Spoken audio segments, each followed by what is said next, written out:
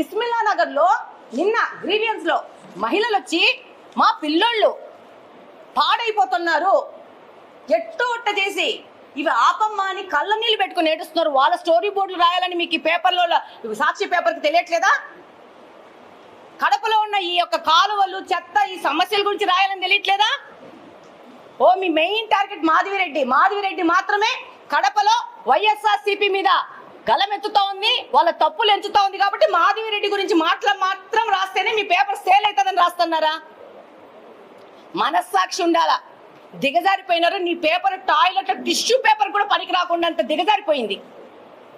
మొన్న రాస్తావు డాక్టర్లకి అల్టిమేటం ఇచ్చింది మాధవిరెడ్డి డబ్బులు ఇవ్వాలని.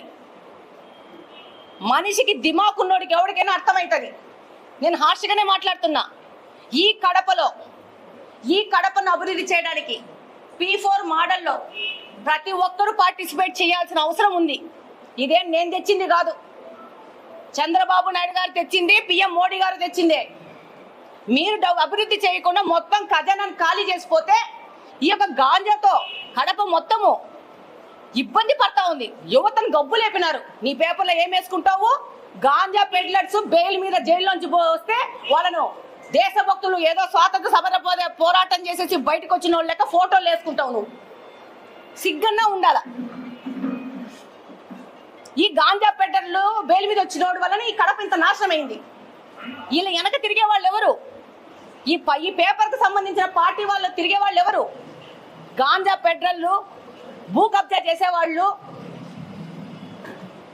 నీ వాళ్ళ గురించి రాసుకో. అది వద్దనుకుంటే ఎల్లు, ప్రతి ఒక్క డివిజన్లోకి వెళ్ళు, సమస్యలు చెప్తారు, నువ్వు రాయి. దాని మీద పని చేయడానికి సర్వం సిద్ధంగా ఉన్నా. నా నోటీస్ కూడా కొన్ని సమస్యలు రాకపోవచ్చు, చెప్పండి, వెళ్తాను. రాస్తున్నారు కొన్ని పేపర్లు, ఇక్కడ మురికి ప్రాబ్లం ఉంది, రోడ్లు లేవు, కాలువలు లేవు అని చెప్పి రాస్తున్న ఈ పేపర్లు బాధ్యతాయుతంగా మీరు మాకు చెప్పాలా. పని చేసేది మాతో మీరు చేయించుకోవాలా. చేయడానికి సర్వం సిద్ధంగా ఉన్నాను. అంతేగాని విలువలు వదిలేసి ఎక్కడ పడితే అక్కడ పోయేసి దానికి మాధవిరెడ్డి అనుచరులు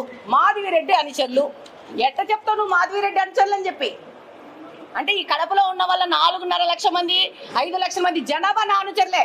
గుర్తుపెట్టుకోండి. ప్రతి ఒక్కరికి సమస్య వస్తే పోయి పని చేయడానికి నేను రెడీ ఉన్నాను. అది వైసీపీ పార్టీనా, బీజేపీ పార్టీనా, జనసేన పార్టీనా, కమ్యూనిస్ట్ పార్టీనా నాకు అవసరం లేదు. ఇక్కడ ప్రతి ఒక్క సందులోకి వెళ్ళి పని చేస్తాను. మీ నాయకుడు, మీ మాజీ నాయకుడు ఉన్న సందులో కూడా క్లీన్ చేసి వచ్చినాను మొన్ననే.